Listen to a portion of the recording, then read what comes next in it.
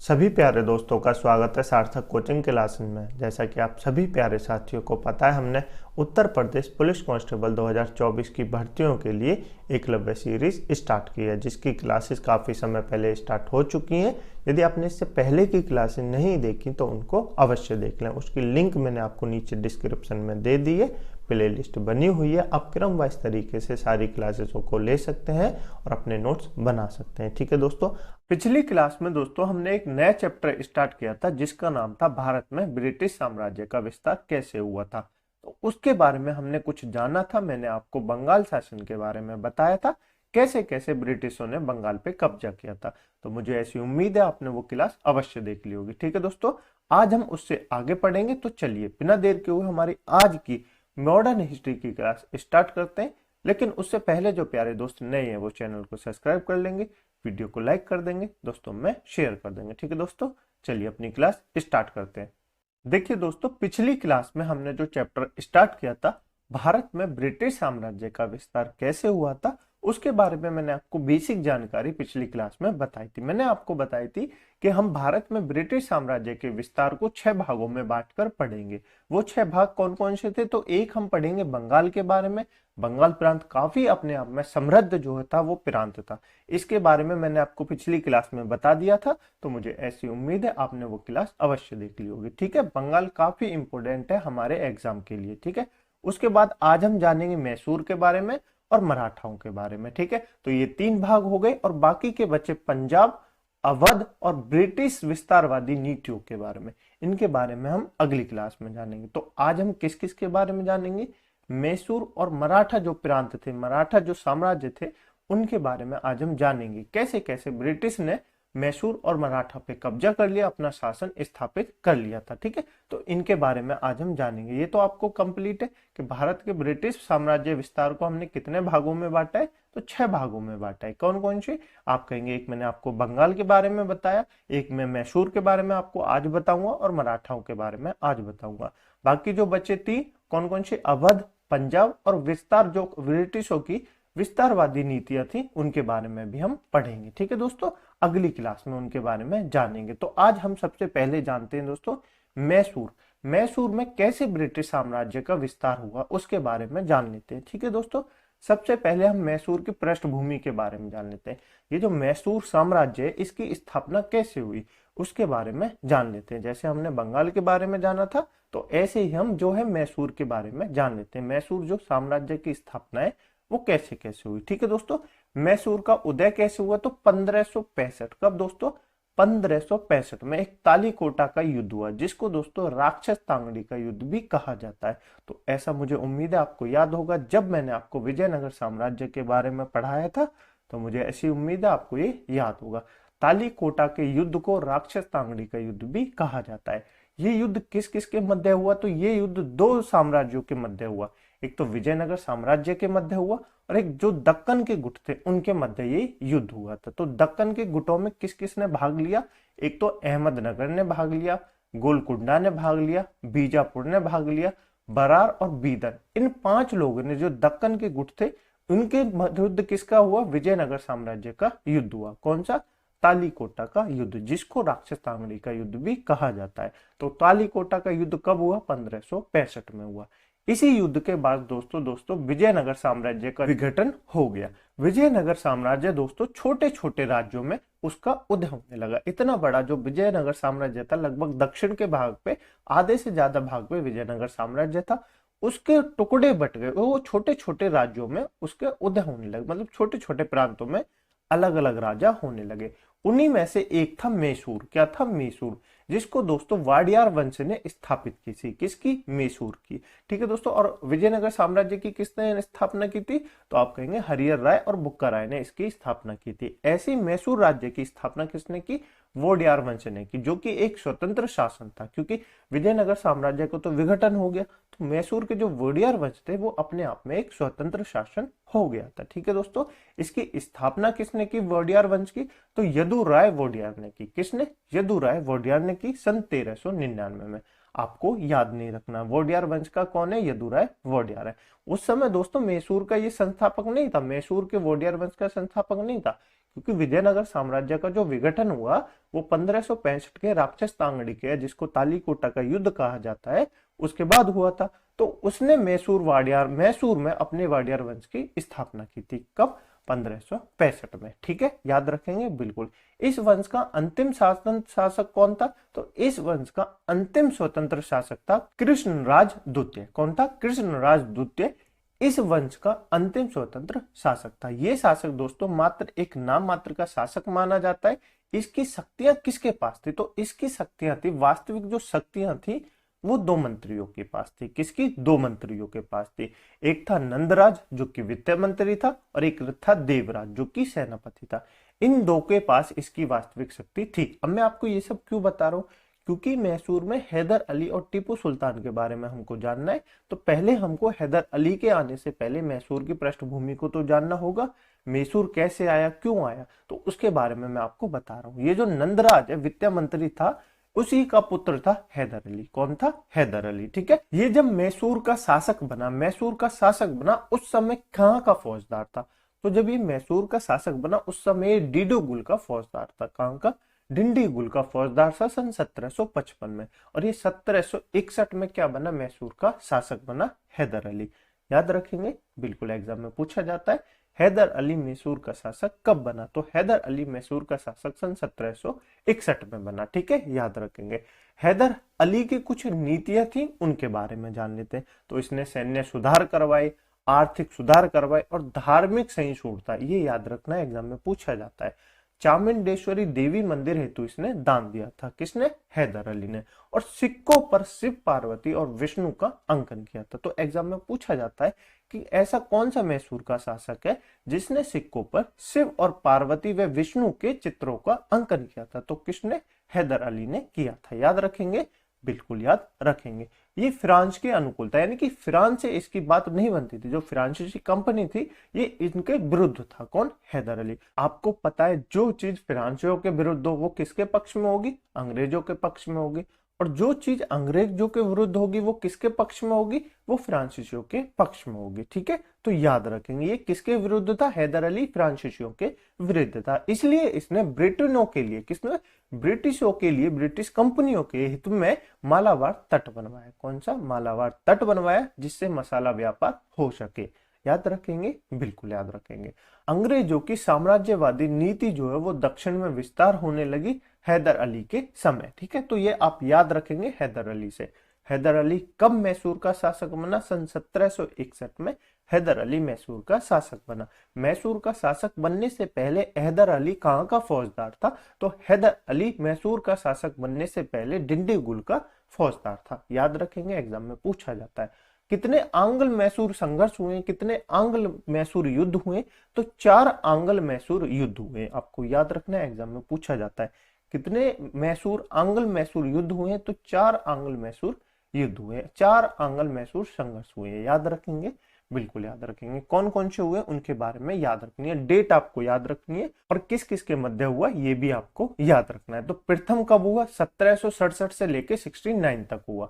कब? 1767 से लेके 69 तक हुआ। मैसूर से कौन लड़ रहा था? हैदर अली लड़ रहा था। और अंग्रेजों के विरुद्ध कौन लड़ रहा था? अंग्रेजों के साथ पक्ष से कौन लड़ रहा था? वेरेलिस्टर लड़ रहा था। कौन लड़ रहा था? वेरेलिस्टर लड़ रहा था। इसमें दोस्तों हैदर अली की विजय हो जाती है। जो प्रथम आंग्ल मैसूर युद्ध होता है उसमें हैदर अली की विजय हो जाती है, और इसी की वो जो है क्या होती है? मद्रास की संधि होती है। तो एग्जाम में पूछी जा सकती है कौन से आंग्ल मैसूर युद्ध में मद्रास की संधि होती है? तो प्रथम आंग्ल मैसूर युद्ध में मद्रास की संधि होती है। ठीक है, प्रथम आंग्ल मैसूर युद्ध को जीता कौन था? तो हैदर अली इसको जीता था। उसके बाद द्वितीय आंग्ल मैसूर युद्ध, कौन सा? द्वितीय आंग्ल मैसूर युद्ध कब हुआ? 1780 से लेकर 1784 तक हुआ। इस समय मैसूर से कौन लड़ा था? तो हैदर अली और टीपू, ये दोनों लड़े थे। क्योंकि हैदर अली की द्वितीय आंग्ल मैसूर युद्ध में मृत्यु हो जाती है, उसकी डेथ हो जाती है, तो उसकी जगह टीपू भी द्वितीय आंग्ल मैसूर युद्ध में लड़ाई लड़ता है। तो किसके विरुद्ध लड़े थे? अंग्रेजों की तरफ से कौन लड़ रहा था? वारेन हेस्टिंग लड़ रहा था। कौन लड़ रहा था? वारेन हेस्टिंग लड़ रहा था। इसमें दोस्तों हैदर अली व टीपू जो है वो हार जाते हैं, पराजित हो जाते हैं। यानी द्वितीय आंग्ल मैसूर युद्ध को कौन हार जाता है? तो कौन हार जाता है? टीपू सुल्तान हार जाता है। ठीक है दोस्तों, इसी के परिणाम स्वरूप क्या होती है? मंगलोर की संधि होती है। कब हुई? 1784 को हुई। याद रखेंगे, बिल्कुल याद रखेंगे। तो मंगलोर की संधि कौन से आंग्ल मैसूर युद्ध में हुई? द्वितीय आंग्ल मैसूर युद्ध में हुई। कब हुई? 1784 को हुई। ठीक है, उसके बाद तृतीय आंग्ल मैसूर युद्ध कब हुआ? 1790 से लेके 1792 के मध्य तृतीय आंग्ल मैसूर युद्ध हुआ था। ठीक है, आपको याद रखना है। इस युद्ध में मैसूर की तरफ से कौन लड़ रहा था? तो टीपू सुल्तान लड़ रहा था, क्योंकि हैदर अली की तो द्वितीय आंग्ल मैसूर युद्ध में डेथ हो गई थी, तो इसलिए टीपू सुल्तान तृतीय आंग्ल मैसूर युद्ध में अकेला लड़ रहा था। और अंग्रेजों की तरफ से कौन लड़ रहा था? तो कॉर्नवालिस लड़ रहा था। कौन? कॉर्नवालिस लड़ रहा था। इसमें भी किसकी विजय होती है? अंग्रेजों की विजय होती है, और इसमें टीपू की हार होती है। और इसी के परिणाम स्वरूप क्या होती है? श्रीरंगपट्टनम की संधि होती है। किसकी होती है? श्रीरंगपट्टनम की संधि होती है सन 1792 में। याद रखेंगे, एग्जाम में पूछी जाती है, काफी इंपोर्टेंट है। श्रीरंगपट्टनम की संधि कौन से आंग्ल मैसूर युद्ध के समय हुई? तो आप कहेंगे तृतीय आंग्ल मैसूर युद्ध के समय क्या हुई? श्रीरंगपट्टनम की संधि हुई। कब हुई? 1792 में हुई। याद रखेंगे, बिल्कुल याद रखेंगे। उसके बाद चतुर्थ आंग्ल मैसूर युद्ध और अंतिम आंग्ल मैसूर युद्ध, ये कब हुआ? 1799 में हुआ। इसमें दोस्तों मैसूर की तरफ से टीपू लड़ रहा था, और टीपू की इस युद्ध में जो है चतुर्थ आंग्ल मैसूर युद्ध में, यानी कि चौथे आंग्ल मैसूर युद्ध में टीपू की मृत्यु हो जाती है, और विजय किसकी होती है? अंग्रेजों की विजय हो जाती है। अंग्रेजों की तरफ से इस युद्ध को कौन लड़ रहा था? वेलीजली लड़ रहा था। कौन लड़ रहा था? वेलीजली लड़ रहा था। इसमें टीपू की हार हो जाती है और टीपू की मृत्यु हो जाती है। इसी के साथ दक्षिण में दोस्तों अंग्रेजों का प्रभुत्व आ जाता है। किसका? अंग्रेजों का प्रभुत्व आ जाता है। तो याद रखेंगे, बिल्कुल। ये था दोस्तों मैसूर के बारे में। तो आपको कैसा लगा? मुझे उम्मीद है आपको क्लास अच्छी लग रही होगी। यदि आपको क्लास अच्छी लग रही है तो वीडियो को लाइक कर दें, दोस्तों में शेयर कर दें, चैनल को सब्सक्राइब जरूर कर लें। ठीक है दोस्तों, मैंने आपको बंगाल के बारे में बता दिया और मैसूर के बारे में, दोनों के बारे में बता दिया। आपको दोनों चीजें याद होनी चाहिए। ठीक है, अब जान लेते हैं दोस्तों मराठा में ब्रिटिश शासन की स्थापना। तो कैसे कैसे दोस्तों मराठा साम्राज्य में ब्रिटिश शासन की स्थापना हो गई। जो इतने बड़ी शक्तिशाली थी, इतने बड़े सामर्थ्यवान जो मराठा साम्राज्य था, वो कैसे उसका पतन हो गया और कैसे अंग्रेजों ने उन पे कब्जा कर लिया। जिस मराठा साम्राज्य के संस्थापक छत्रपति शिवाजी महाराज थे, कैसे उस साम्राज्य का विघटन हो गया और कैसे कैसे ब्रिटिशों ने उस पर कब्जा कर लिया। तो ये आज की क्लास में हम जानेंगे। ठीक है, चलिए थोड़ा सा दोस्तों मराठा शक्ति के बारे में जान लेते हैं कि मराठाओं में कौन कौन से राजा हुए, कैसे कैसे उनका जो है वो शासन चला था। तो उसके बारे में हम जान लेते हैं बेसिक सी जानकारी। ठीक है, सबसे पहले छत्रपति। छत्रपति कौन होते थे? छत्रपति दोस्तों वो होते थे जो शिवाजी महाराज के, कौन? छत्रपति शिवाजी महाराज के जो वंशज थे, वो उपाधि धारण करते थे। किसकी? छत्रपति की। दूसरी तरफ थे पेशवा। तो दो शासन हुए मराठाओं में, एक तो छत्रपति का शासन हुआ और एक पेशवाओं का शासन हुआ। तो दोनों को हम अलग अलग बारे में बता देता हूं मैं आपको कैसे कैसे था।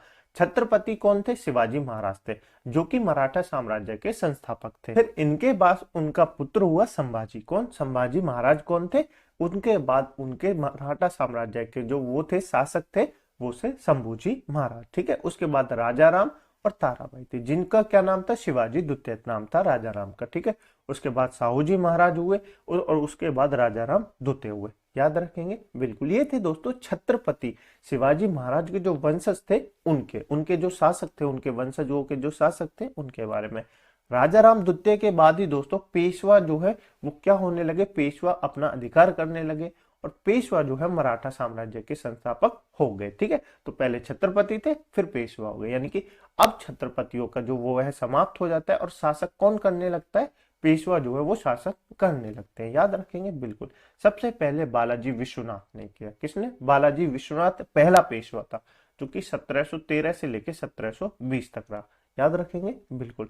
उसके बाद बाजीराव। बाजीराव कब से कब तक था? 1720 से लेकर 1740 तक था। उसके बाद बालाजी बाजीराव, जिनको नाना साहब के नाम से भी जाना जाता है। तो याद रखेंगे, नाना साहब के नाम से किसको जाना जाता है? बालाजी बाजीराव के नाम से जाना जाता है। ये 1740 से लेके 1761 तक रहे। ठीक है, उसके बाद माधव राय आए, नारायण राव आए, बाजीराव द्वितीय आए, जो कि अंतिम थे। ठीक है, उसके बाद माधव राव, नारायण द्वितीय आए और बाजीराव द्वितीय आए। ये ठीक है, तो ये आपको याद रखना है। याद रखेंगे, बिल्कुल। ये कुछ नहीं याद रखना, मैंने आपको इसलिए बताया ताकि आपको पता लगे। छत्रपति में छत्रपति शिवाजी महाराज के वंशजों में कौन कौन से शासक हुए और पेशवाओं में कौन कौन से शासक हुए, इनके बारे में आपको याद रखना है। ठीक है, अब मैं आपको बता देता हूं जो मराठाओं और आंग्ल मराठा युद्ध हुए उनके बारे में बता देता हूं, इसके कारण क्या थे। पहले तो हम जान लेते हैं आंग्ल मराठाओं के संबंध के बारे में। किसके बारे में? संबंध के बारे में। ठीक है दोस्तों, 1761 में दोस्तों माधवराव प्रथम जो है वो पेशवा बने। कौन? माधवराव प्रथम जो है वो पेशवा बने और इसी के साथ मराठा शक्ति का पुनर्गठन हो गया। जैसे ही माधवराव जो प्रथम है वो पेशवा बने तो मराठा शक्ति का पुनर्गठन होना स्टार्ट हो गया। लेकिन 1772 में, कैसे? 1772 में जब माधवराव प्रथम की मृत्यु हो जाती है तो क्या हो जाती है, मराठाओं में आपसी कलह होने लगता है। कलह क्यों होने लगता है? देखिए, मराठाओं में आपसी कलह इसलिए होने लगता है, जो माधवराव प्रथम थे उनका छोटा भाई नारायण राव राजा बनना चाहता था और एक तरफ जो है उनके चाचा रघुनाथ राव राजा बनने चाहते थे। तो रघुनाथ राव ने हत्या करवा दी माधवराव प्रथम के छोटे भाई नारायण राव की। किसकी दोस्तों? माधवराव प्रथम के छोटे भाई नारायण राव की हत्या करवा दी किसने? चाचा रघुनाथ राव ने। याद रखेंगे बिल्कुल, इसलिए दोस्तों कलह होने लगा। नाना फडणवीस ने, महादाजी सिंधिया ने माधवराव सेकंड, किसको? माधवराव सेकंड के जो पुत्र थे, नारायण राव का पुत्र है ये माधवराव सेकंड। ये जो नारायण राव है जिनकी हत्या रघुनाथ राव ने कर दी थी, उनके पुत्र है माधवराव सेकंड को पेशवा बना दिया। मतलब फिर भी रघुनाथ राव को पेशवा नहीं बनाया। रघुनाथ राव ने जो है माधवराव प्रथम के छोटे भाई नारायण राव की हत्या कर दी, लेकिन उनको फिर भी पेशवा नहीं बनाएगा। पेशवा किसको बनाया गया? नारायण राव के पुत्र माधवराव द्वितीय को। याद रखेंगे बिल्कुल। अब जान लेते हैं दोस्तों जो हमारे लिए इंपोर्टेंट है वो है प्रथम आंग्ल मराठा युद्ध। तो कितने आंग्ल मराठा युद्ध हुए? तो 3 आंग्ल मराठा युद्ध हुए। आपको याद रखनी है कितने आंग्ल मराठा युद्ध हुए? 3 आंग्ल मराठा युद्ध हुए। ठीक है, कब से कब तक था प्रथम आंग्ल मराठा युद्ध? तो 1775 से लेकर 1782 तक था। याद रखेंगे बिल्कुल। इसके पक्ष में कौन था, यानी कि लड़ किस किस के विरुद्ध रहे थे? तो मराठा और वारेन हेस्टिंग के विरुद्ध ये युद्ध हुआ था। वारेन हेस्टिंग अंग्रेजों के विरुद्ध से लड़ रहा था, अंग्रेजों के पक्ष से लड़ रहा था, और मराठाओं के पक्ष से कौन लड़ रहा था? तो ये आपको याद रखना है। ठीक है, उसके बाद इसके कारण क्या थे? प्रथम आंग्ल मराठा युद्ध के कारण क्या थे जो ये युद्ध हुआ? तो मराठाओं के संघ के प्रमुख हेतु मराठाओं का आंतरिक संघर्ष, इसका जो कारण माना जाता है वो सबसे ज्यादा जो कारण इंपोर्टेंट माना जाता है वो मराठाओं की आपसी कलह था। यानी कि जो रघुनाथ राव थे वो क्या थे? वो पेशवा बनना चाहते थे। ठीक है दोस्तों, तो लेकिन बना किसको दिया पेशवा? माधवराव द्वितीय को बना दिया। तो रघुनाथ राय जो है वो गुस्सा हो गए, वो क्रोधित हो गए, वो जाके अंग्रेजों से मिल गए। अंग्रेजों के साथ उनके बीच एक संधि हुई जिसके कारण प्रथम आंग्ल मराठा युद्ध हुआ, हमको देखने को मिला था। ठीक है, तो याद रखेंगे।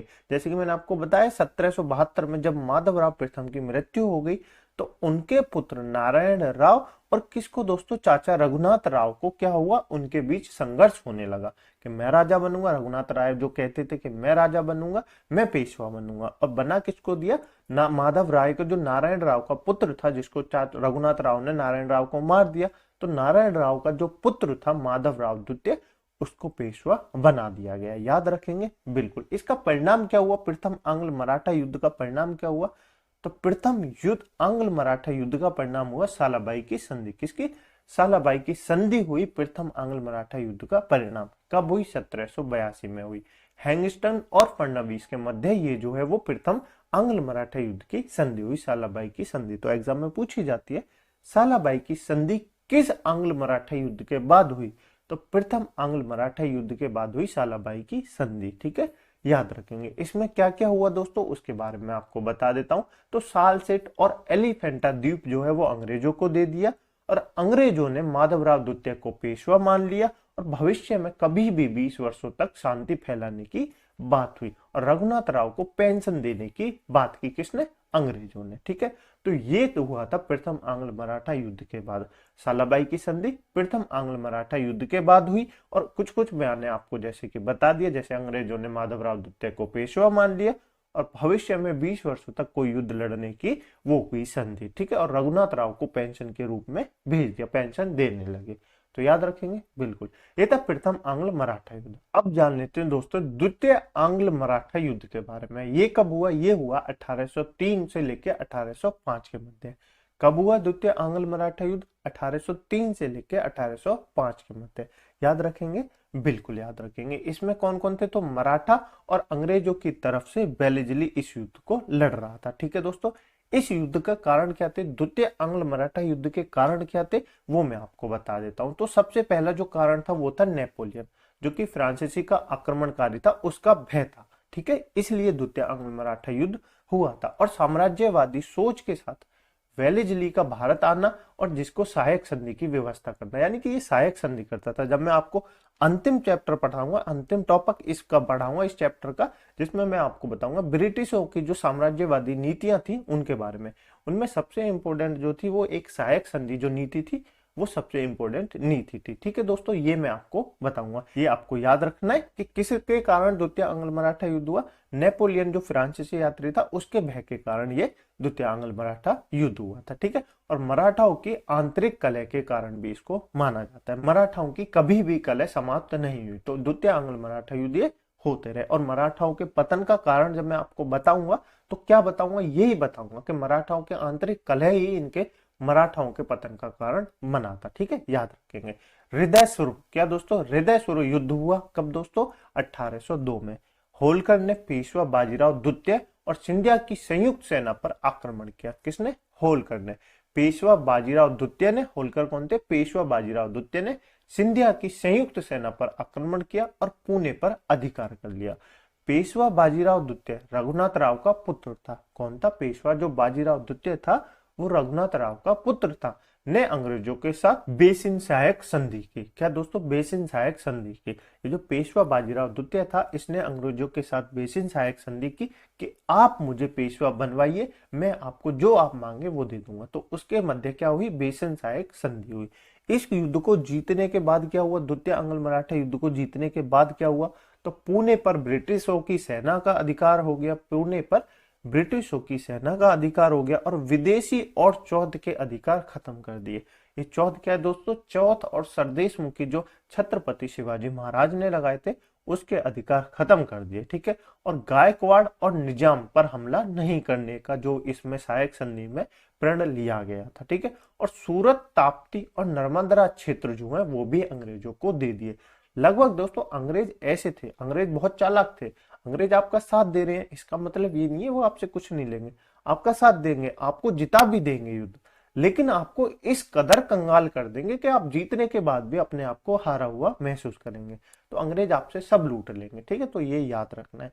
मराठाओं हेतु ये अपमानजनक सहायक संधि हुई थी। ठीक है, और द्वितीय आंग्ल मराठा युद्ध जो है वो काफी अपमानजनक जो है वो मराठाओं के लिए रहा था। जैसे मैंने आपको बताया मराठा ऐसे होते हैं, यानी कि अंग्रेज जो है वो ऐसे होते थे जिन्होंने सब कुछ लूटना ही उनका काम था। पेशवा उनकी तरफ चले तो जाते थे, पेशवा उनके पास चले तो जाते थे अपनी सहायता मांगने के लिए कि आप हमारी सहायता कीजिए, हमको पेशवा बनवाइए, आप जो मांगेंगे हम आपको वो देंगे। तो अंग्रेज उनसे सब कुछ लूट लेते थे। ठीक है, पहले तो कुछ नहीं कहते थे, हाँ ठीक है हम आपकी मदद करेंगे, लेकिन जैसे ही युद्ध जीता तो उसके बाद अंग्रेज इनसे सब कुछ लूट लेते थे। ठीक है, युद्ध की समाप्ति कैसे हुई? मराठाओं का शक्ति का लगभग अंत हो गया। इस युद्ध के बाद, द्वितीय आंग्ल मराठा युद्ध के बाद लगभग मराठाओं की जो शक्ति थी उसका लगभग अंत माने जाने लगा। और सिडनी ओवन ने कहा है कंपनी को प्रत्यक्ष और अप्रत्यक्ष रूप से भारत का साम्राज्य मिल गया। तो ये इसने किसने कहा है? सिडनी ओवन ने कहा है। याद रखेंगे बिल्कुल। इसके बाद था तृतीय आंग्ल मराठा युद्ध और ये अंतिम आंग्ल मराठा युद्ध जो कब हुआ? 1817 से लेकर 1818 के बीच हुआ। याद रखेंगे, बिल्कुल याद रखेंगे। इसके मध्य कौन कौन लड़ा? मराठा और हेस्टिंग लड़ा। अंग्रेजों की तरफ से कौन लड़ा था? हेस्टिंग लड़ा था, जिसकी सोच थी साम्राज्यवादी नीति की। याद रखेंगे। इसका कारण क्या हुआ? तो इसका कारण था हेस्टिंग द्वारा मराठाओं के पूर्व सैनिक सहयोगी पिंडारियों। पिंडारी कौन होते थे दोस्तों? जो छत्रपति शिवाजी महाराज की सेना में जो पिंडारी होते थे, पिंडारियों वो काम करते थे जो लूटपूट मचाया करते थे, उनको पिंडारिया कहते थे। जो लूटपाट कर रहे थे का दमन किसने कर दिया? हेस्टिंग ने कर दिया। ठीक है दोस्तों, ये संधि भी अपमानजनक संधि मानी गई है। तृतीय आंग्ल मराठा युद्ध की जो संधि है वो भी अपमानजनक संधि मानी गई है। इसमें क्या क्या हुआ दोस्तों? नागपुर के अप्पा साहिब से संधि हुई 1816 में, पेशवाओं से पुणे की संधि हुई 1817 में, भोंसले से नागपुर की संधि हुई 1817 में, और सिंधियाओं से ग्वालियर की संधि हुई 1817 में। मनकरी यानी कि अंग्रेजों ने मराठाओं से इतनी सारी संधियां की, सभी से, नागपुर के अप्पा साहिब से की, पेशवा से की, भोसले से की, सिंधिया सबसे संधि की। तो यानी कि क्या हो गया, मराठा और बंगाल, मैंने आपको बताया इतने इंपोर्टेंट प्रांत थे, इतने इंपोर्टेंट साम्राज्य थे। अगर कोई व्यक्ति इन दो साम्राज्यों पे अपना अधिकार कर लेता है तो ये माना जाता है लगभग क्या दोस्तों, सारे भारत पे, संपूर्ण भारत पे क्या हो जाएगा, उनका अधिकार हो जाएगा, ऐसा माना जाता है। और जो अंग्रेजों ने किया तो क्या माना जाने लगा कि अंग्रेजों ने लगभग सभी पूरे भारत पे, क्या दोस्तों, पूरे भारत पे अंग्रेजों का अधिकार हो गया है इस युद्ध के बाद, तृतीय आंग्ल मराठा युद्ध के बाद। याद रखेंगे बिल्कुल। इसका परिणाम क्या हुआ, तो तृतीय आंग्ल मराठा युद्ध इसका परिणाम हुआ। जो ये जो संधि हुई थी मैंने आपको बताई थी, ठीक है। उसका अंत कैसे हुआ, इस युद्ध का अंत हुआ किर्की के युद्ध से, इस अंत का युद्ध हुआ। इसमें पेशवा पराजित हो गए और वो जो है वो पेंशनर बन गए। जैसे मैंने आपको मुगलों के बारे में बताया था, मुगल अंत में क्या बन जाते हैं, पेंशनर बन जाते हैं, ठीक है। तो ऐसे ही जो है पेशवा जो है इस युद्ध में पराजित हो गए और वो क्या बन गए, पेंशनर बन गए। इसी के साथ मराठा संघ का क्या हो जाता है, अंत हो जाता है। क्या, मराठा संघ का अंत हो जाता है। ठीक है दोस्तों, मराठाओं की कुछ असफलताओं के कारण थे, उन पे एक नजर डाल लेते तो उनके बारे में मैं आपको बता देता हूं। सबसे पहला था आपसी गुटबंदी और असंगठित मराठा संघ। मैंने आपको जैसे कि बताया ये कि मैं पेशवा बनूंगा, मैं पेशवा बनूंगा, इसी युद्ध में लड़े रहे और ये अंग्रेजों से सहायता मांगने जाते थे। अंग्रेज खुद नहीं आते थे, ये अंग्रेजों से सहायता मांगने जाते थे। एक गुस्सा हो गया तो वो चला गया अंग्रेजों के पास कि आप मुझे पेशवा बनवाइए, मैं आपको जो आप मांगेंगे वो दूंगा, मैं आपको ये दूंगा। तो अंग्रेजों को तो अपना फायदा चाहिए, उन्होंने फायदे के कारण क्या हुआ, पूरे मराठा साम्राज्य का जो है वो पतन हो गया। ठीक है। और मराठाओं की युद्ध नीति, मराठाओं की युद्ध नीति छत्रपति शिवाजी के महाराज, यानी कि छत्रपति शिवाजी महाराज के बाद जो पेशवा हुए उनकी युद्ध नीति वो काफी कुशल नहीं थी और कमजोर नौसैनिक क्षमता भी किसके पास थी, मराठाओं के पास थी। चौथ और सरदेशमुखी नीति भी इसका कारण मानी जाती है मराठाओं की असफलताओं की। एक गरीब किसान दोस्तों चौथ यानी कि 1/4 भाग अपनी जमीन का कैसे दे देगा, अपनी फसल का कैसे दे देगा। और सरदेशमुखी जो कर लगाए थे ये भी मराठाओं की असफलताओं के कारण माने जाते हैं। और स्थिर आर्थिक नीति का अभाव था, यानी कि कोई एक स्थिर व्यवस्था नहीं थी। योग्य नेतृत्व का अभाव, ये तो जैसे आपको पता चल गया।